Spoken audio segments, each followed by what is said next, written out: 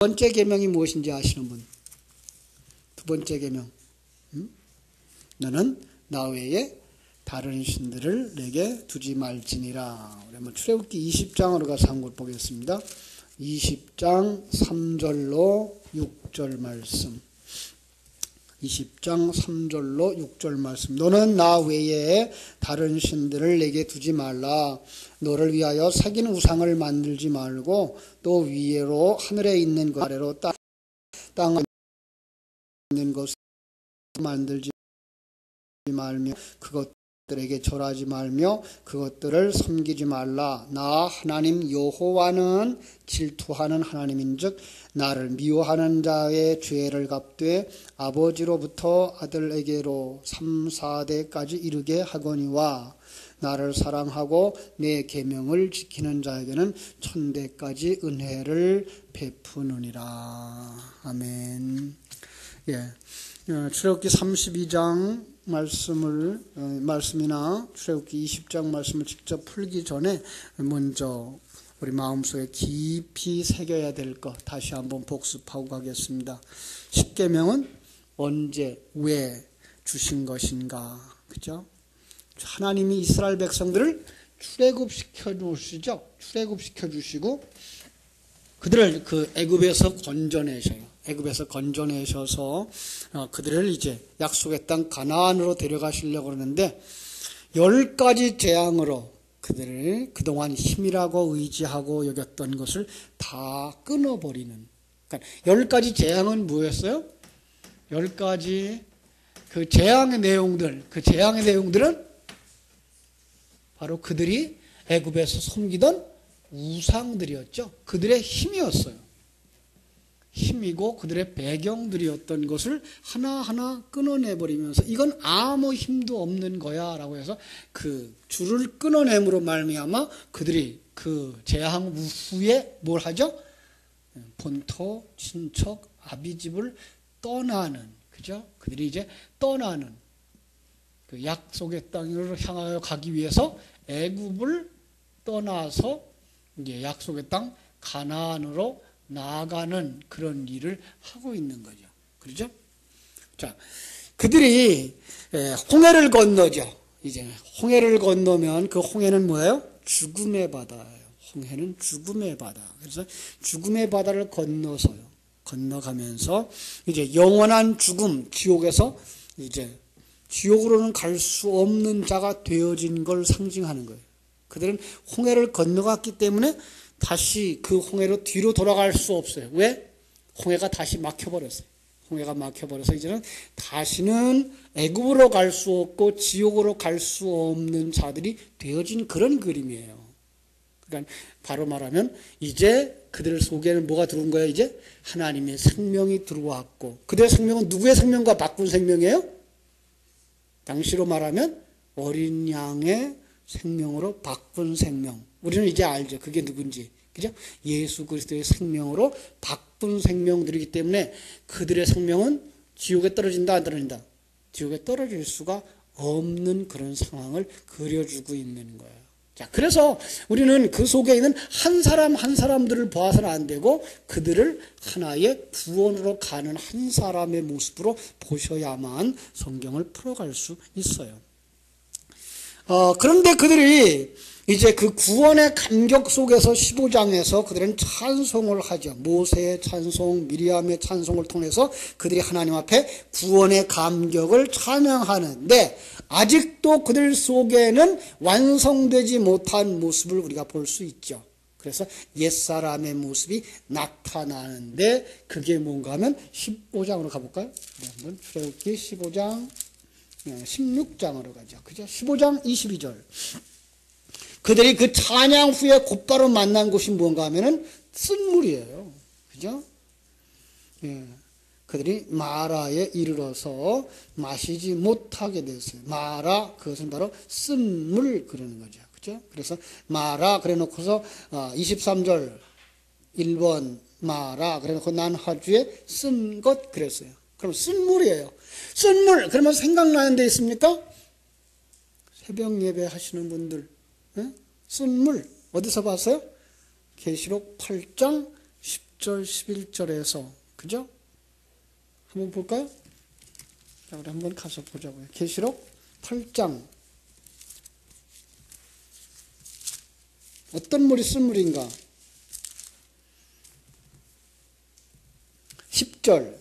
셋째 천사가 나팔을 부니 횃불같이 타는 큰 별이 하늘에서 떨어져 강들의 3분의 1과 여러 물샘에 떨어지니 그 별 이름은 쓴 쑥이라. 물의 3분의 1이 쓴 쑥이 되며 그 물이 쓴 물이 되므로 많은 사람이 죽더라. 그 쓴 물을 마시면 뭐 하는 거예요? 마시면 죽는 물이에요. 예. 그런데 놀라운 건 거기에다가 뭘 던지죠?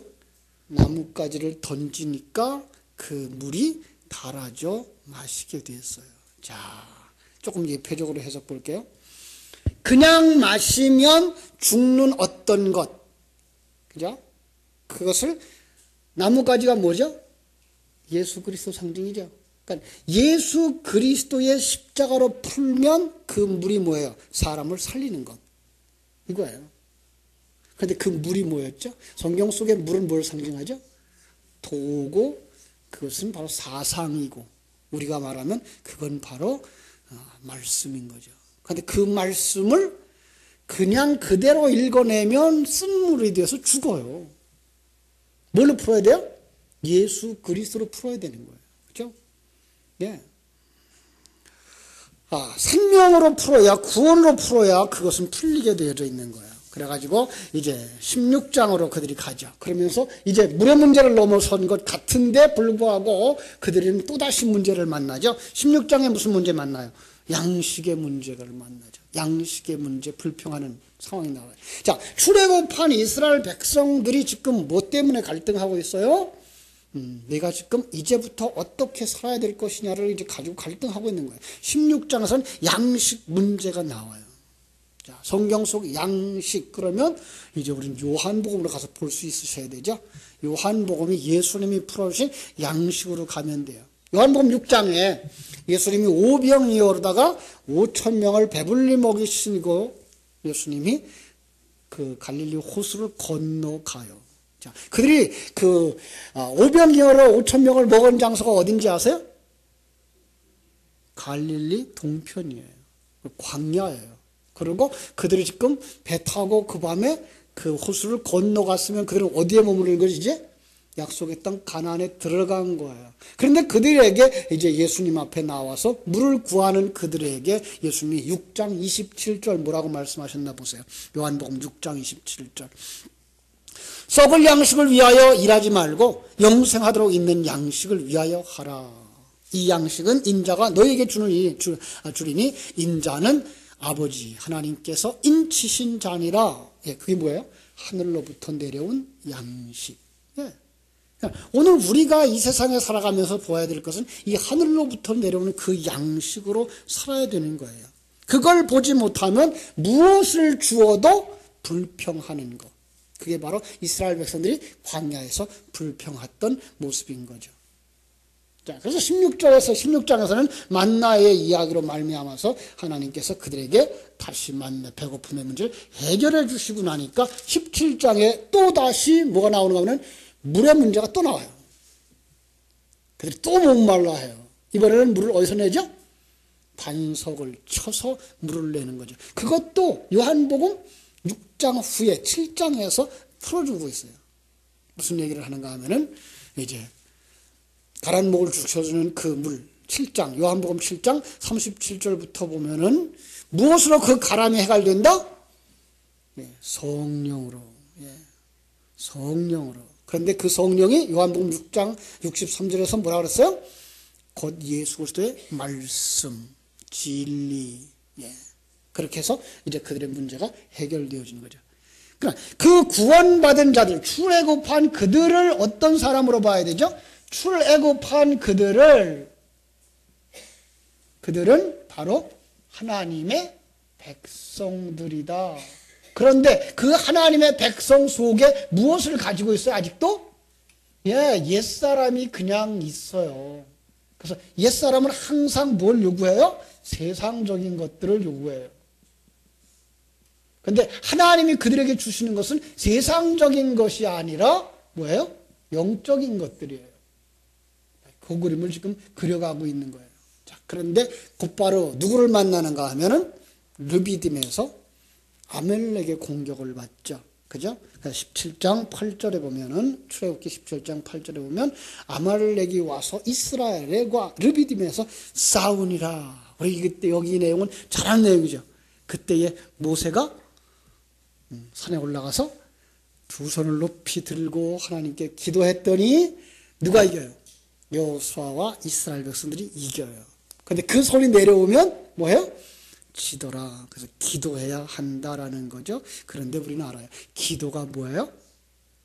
자, 여기서 출애굽한 이스라엘은 누구를 얘기할까요? 바로 이 사람들이죠. 세 사람.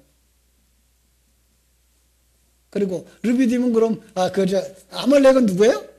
요거예요. 옛사람이에요. 그러니까 아말렉 옛사람은 우리 속에 있는 진리의 사람을 뭐한다? 항상 공격하는 거죠. 그런데 진리의 사람은 어떻게 해야만 이겨요? 기도해야만 이기는 거죠. 자, 기도 뭐라 그랬죠? 진리의 묵상, 진리의 되새김질. 그래서 그 진리로 하여금 뭐하게 한다? 진리가 내 안에서 살아나게 해줘야 된다. 내 속에 있는 진리가 살아나고 힘을 얻을 때에야만 누가 물러가요? 아말렉이 물러가는 거예요. 아말렉이 누구죠? 아말렉은 누구의 자손이에요? 에서의 자손으로 여겨지고 있어요. 에손의 손자예요. 에서의 손자. 바로 그래서 에서, 그건 누구예요? 야곱과 에서를 대척점에다 놓으면 야곱은 하나님의 택함 받은 백성이고, 그 다음에 에서는 하나님 앞에 택함 받지 못한 자예요. 자, 옛사람, 새사람, 누가 택함 받은 사람이에요? 새사람은 하나님께 택함 받은 사람이고, 옛사람은 하나님께 택함 받지 못한 사람인 거죠. 그렇죠? 그렇습니다. 이제 하나님께 기도함으로 말미암아서만 우리는 새사람이 힘을 얻는 걸 알았습니다. 그리고 그때에 다시 이제 18장에 오면 이드로가 와서 그들을 다시 다 정비를 하죠. 그런데 그 정비 체제가 어떻게 되어 있죠? 100부장, 50부장, 1000부장으로 되어져 있어요. 이건 무슨 형태죠? 군대예요. 그죠? 그들을 뭘로 만들어줘요? 군대로 만들어줘요. 어떤 군대예요? 십자군이죠. 하나님의 군대예요. 영적 싸움을 이제 시작하는 하나님의 군대들. 이때에 그들은 잘 정비하는 하나님의 군대의 모습으로 나타나고 있는 거죠. 그죠? 그리고 19장에 가면 이제 우리가 모세가 이제 하나님 앞에 올라가는 것을 보게 됩니다. 이런 일련의 경험을 통해서 그들을 무엇을 깨닫게 하기 위해서 하나님이 그들을 시내산으로 끌어올려 갑니까? 20장 1절에서 그 말씀을 볼 수가 있어요. 하나님이 이 모든 말씀으로 말씀하여 이르시되 나는 너를 애굽 땅 종되었던 집에서 인도하여 낸 네 하나님 여호와니라. 그들에게 하나님이 어떤 분인지를 가르쳐주는 거예요. 그들을 구원해 놓고 나서 하나님은 그들에게 자기가 어떤 분인지 알려주는 거예요.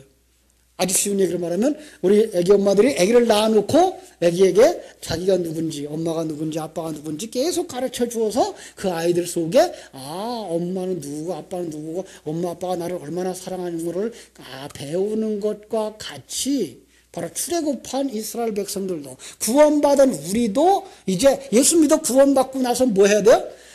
나 사랑하신 그 어떤 분이신지를 이제 배우는 거죠. 그죠? 예. 그 배움이 없이는 우리가 하나님을 안다 모른다. 모르게 되어 있어요. 어린아이가 태어났어요. 그런데 이리한테 맡겨놓으면 걔는 말을 한다 못한다. 말을 못해요. 그 부모가 누군지도 몰라요. 예, 마찬가지예요.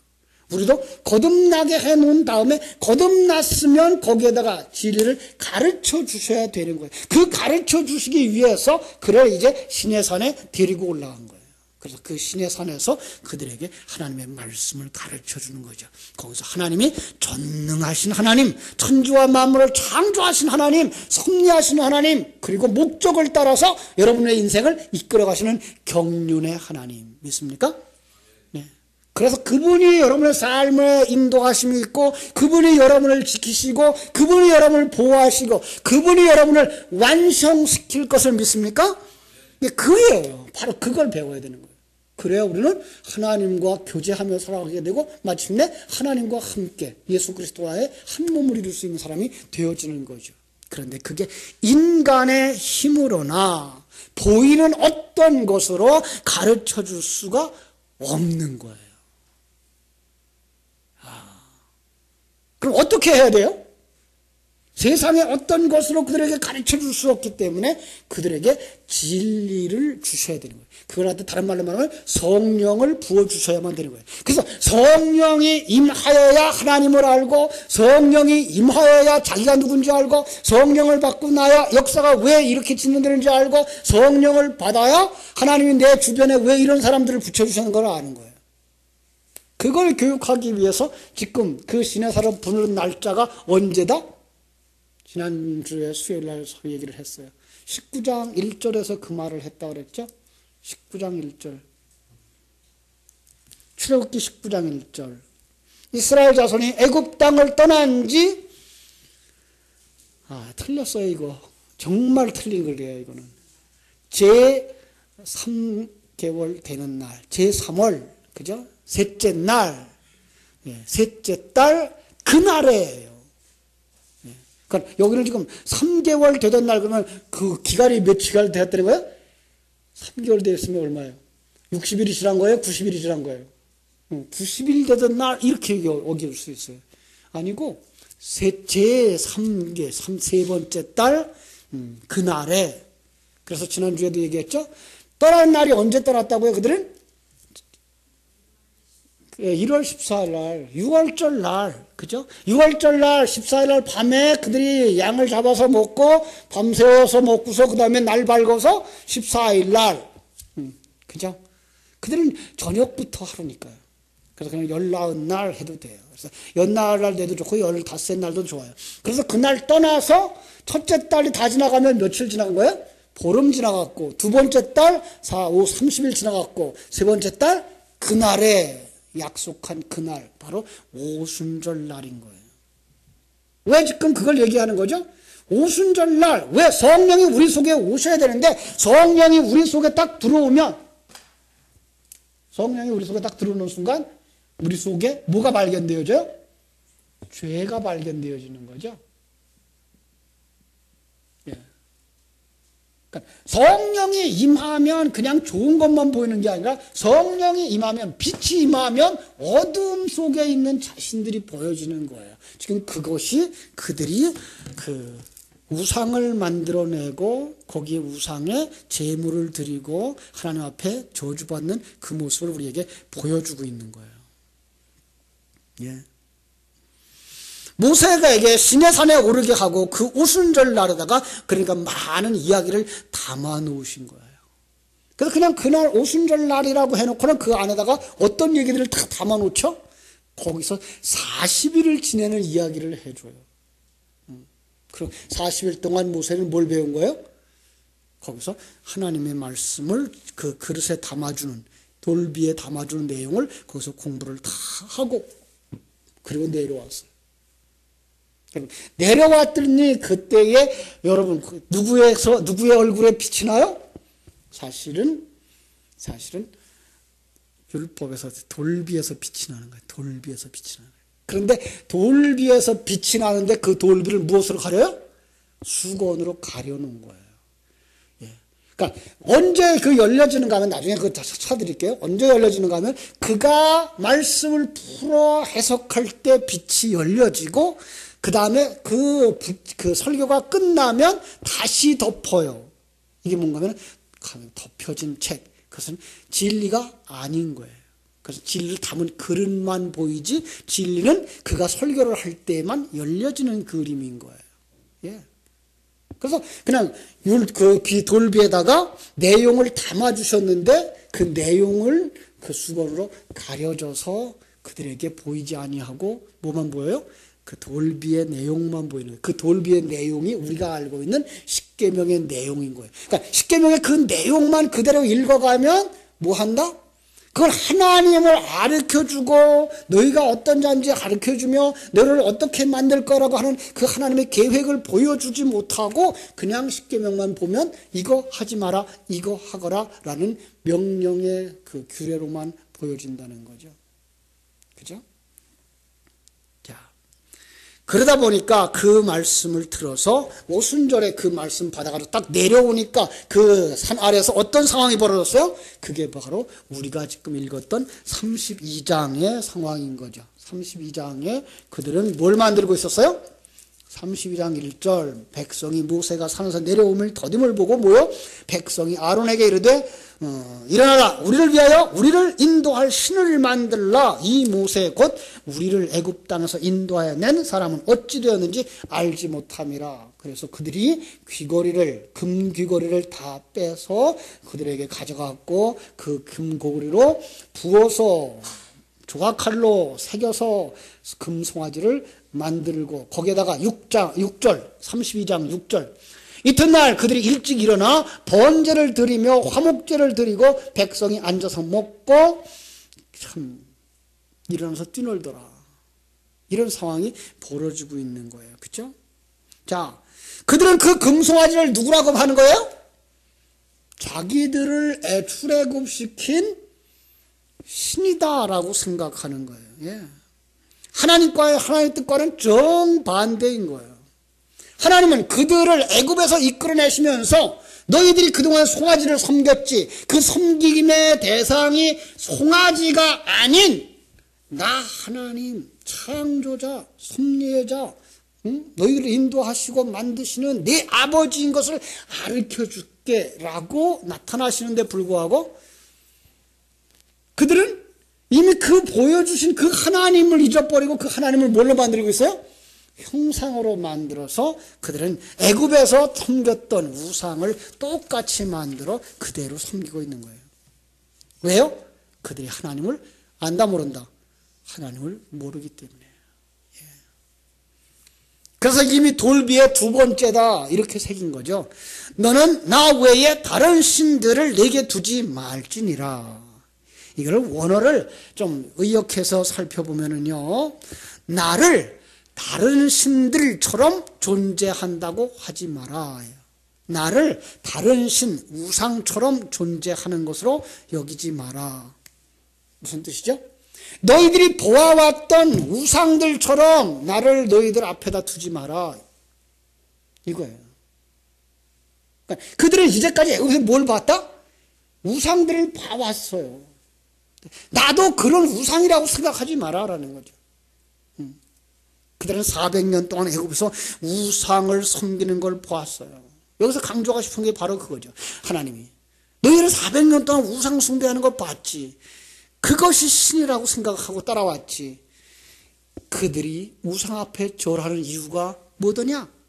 여러분, 우상 앞에 절하는 이유가 뭐예요? 나를 해요. 나를. 눈앞에 닥친 내 문제 해결, 내가 남보다 더 부유한 자 되기 원하고, 내가 남보다 더 자녀를 많이 낳기 원하고, 내가 더 풍년을 가지기를 원하고, 그래서 풍년의 신, 비의 신, 다산의 신 이런 것들, 나를 그들처럼 우상처럼 여기지 마라. 이게가 십계명의 두 번째 계명이에요. 그래서 그 말들을 다 모아서 이제 4절에서 20장, 출애굽기 20장 4절에서 이런 말을 하죠. 너를 위하여 새긴 우상을 만들지 말고 또 위로 하늘에 있는 것이나 아래로 땅에 있는 것이나 땅 아래 물속에 있는 곳에 어떤 형상도 만들지 말며 그것들에게 절하지 말며 그것들을 섬기지 말라. 나 네 하나님 여호와는 질투하는 하나님인즉 나를 미워하는 자의 죄를 갚되 아버지로부터 아들에게로 3, 4대까지 이르게 하거니와. 여러분, 하나님이 저주를 하시는데 오늘 딱 3대를 끊어버린다. 거기 씨가 남아있을까요? 안 남아있을까요? 그건 멸망인 거예요.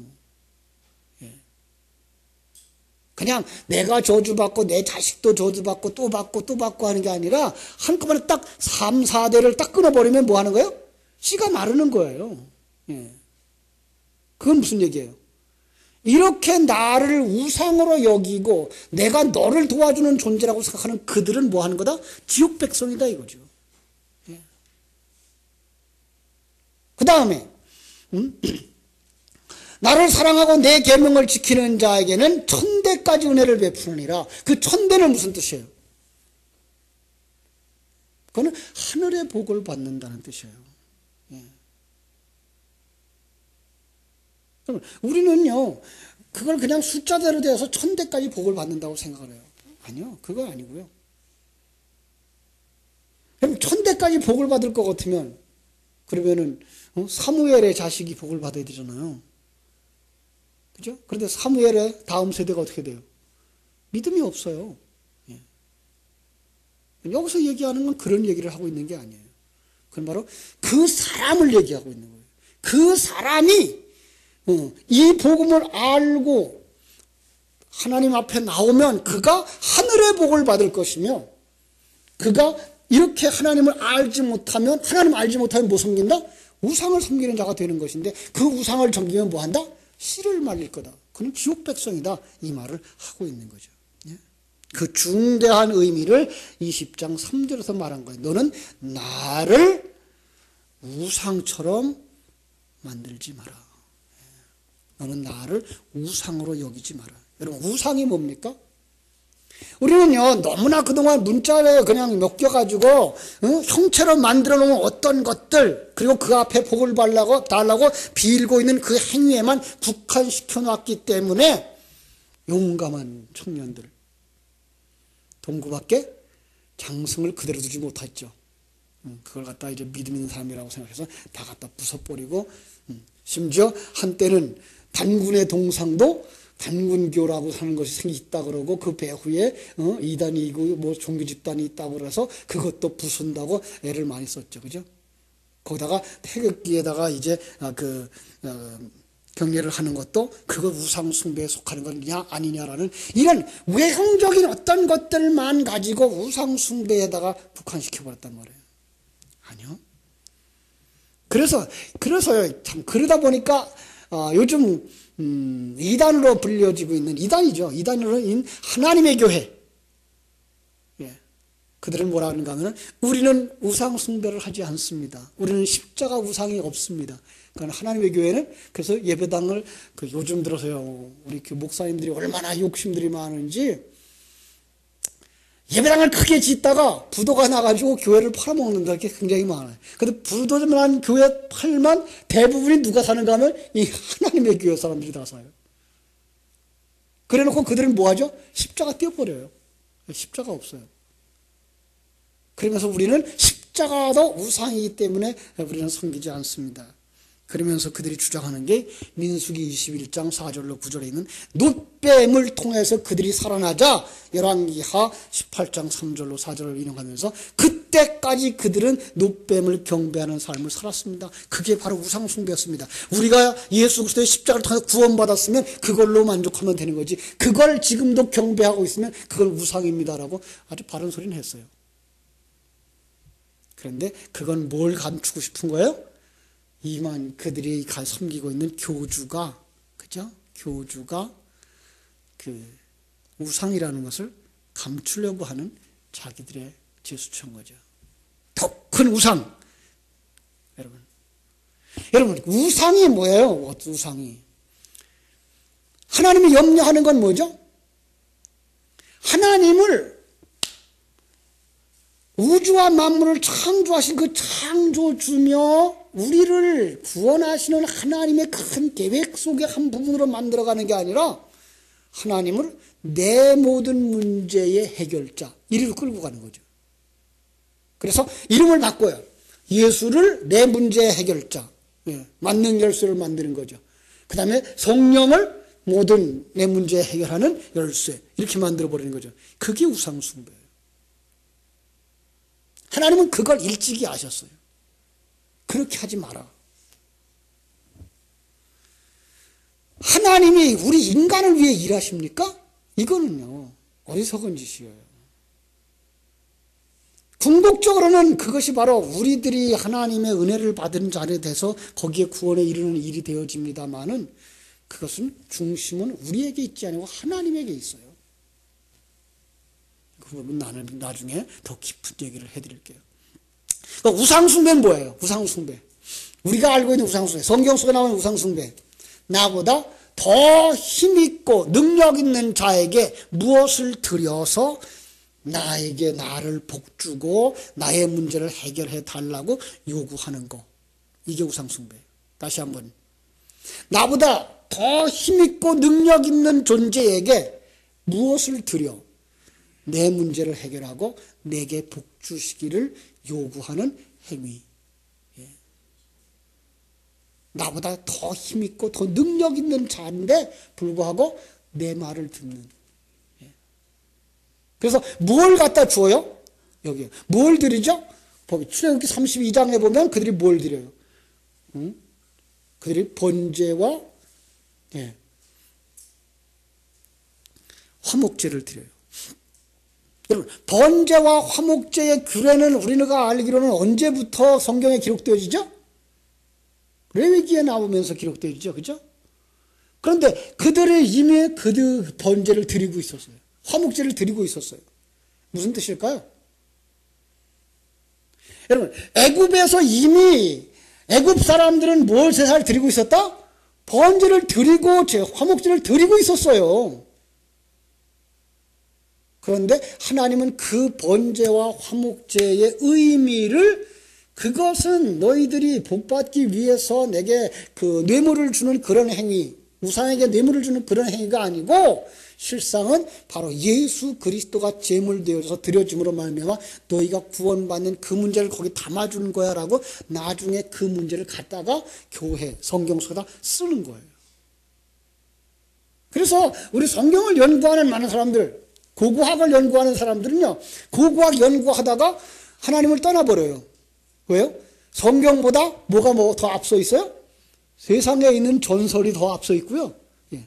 그러니까 노아 홍수에 대한 기록이 성경에 기록되기 전보다 그들은 먼저 그 노아 홍수에 대한 기록을 가지고 있어요. 예.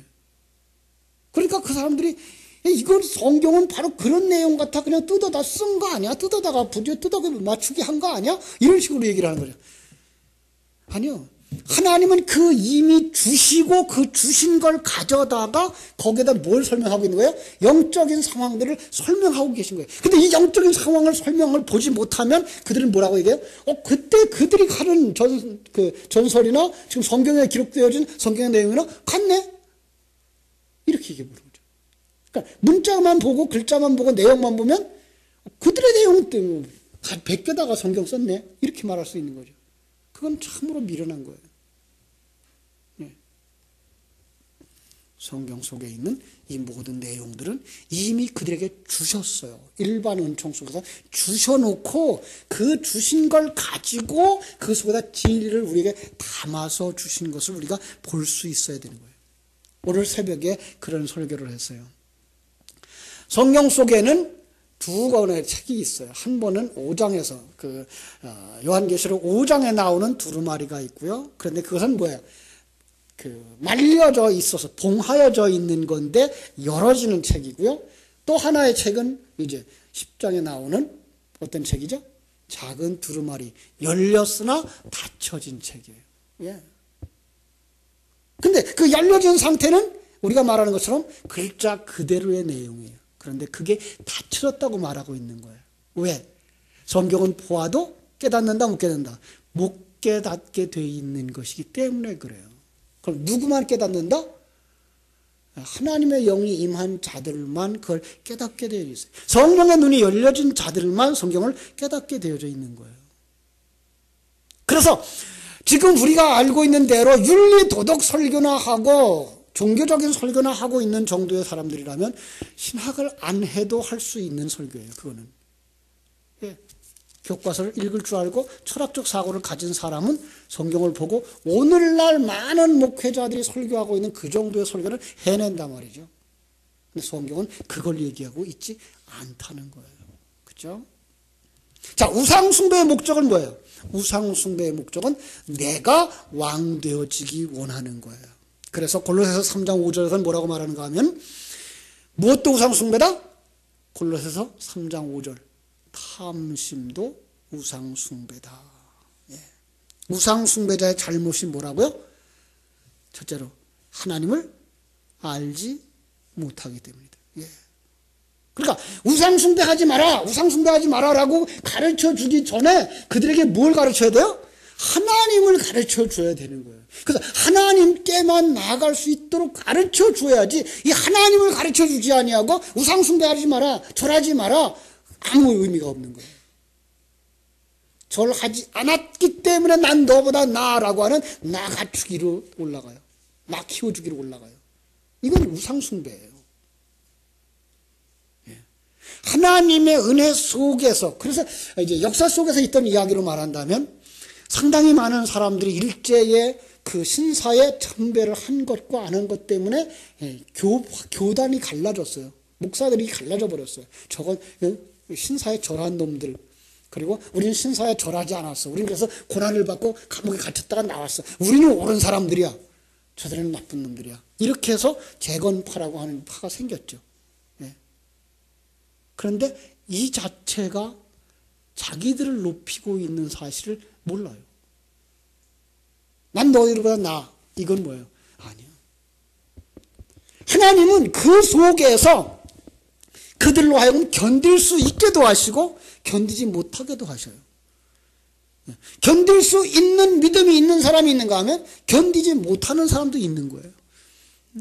그런데 견디지 못한 사람은 그 못한 것 때문에 겸손해져야 되는 것이고, 그걸 견딘 사람은 견딘 것 때문에 겸손해질 수 있어야 되는 거예요. 왜? 그 안에서 일하시는 분이 내가 아니고 하나님이라고 하는 사실과, 나는 그것도 감당 못하는 연약한 사람이라고 하는 사실을 알아서 겸손으로 가셔야 되는데, 그걸 차등으로 가버리면 그건 바로 세상의 판단법으로 똑같이 가는 것이기 때문에 그것은 다 우상숭배자인 거예요. 하나님을 모르면 안 돼요. 두 번째로, 어떤 형상으로도 표현하지 마라. 하나님을 어떤 형상으로도 표현하지 마라. 그러는 거죠. 그죠? 그렇습니다. 우리는 어떤 것으로도 하나님을 표현해낼 수가 없어요. 예. 그래서 요한계시록에 보면은 뭐 하지 말라 그래요? 그걸 기록하지 말라 그래요.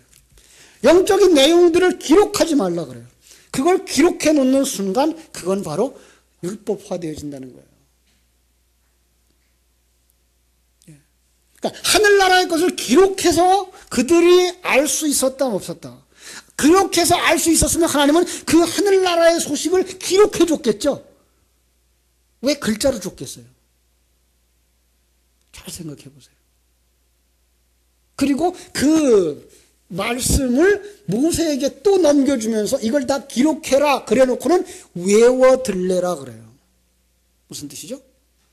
그거는 글자고 그릇이고 그 속에 진리는 네가 설교해서 주어라. 그래, 진리는 설교를 가게 되어 있는 것이지 글자로 하고 글자화 체제화 되어지면 이거는 아닌 거예요.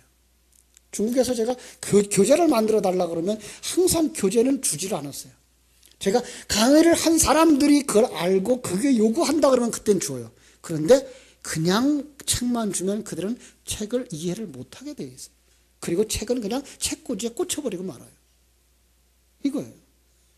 그래서 모세에게 하나님께서 십계명을 주어서 줄 때에도 그걸 40일 동안에 가르쳐서 그 안에 있는 내용을 주셨고, 모세가 지난 다음에 여호수아에게도 출애굽하고 가나안에 들어가서도 그 내용을 비에 새기게 하고도 뭐 해야 돼요? 외워들리라고 말하죠.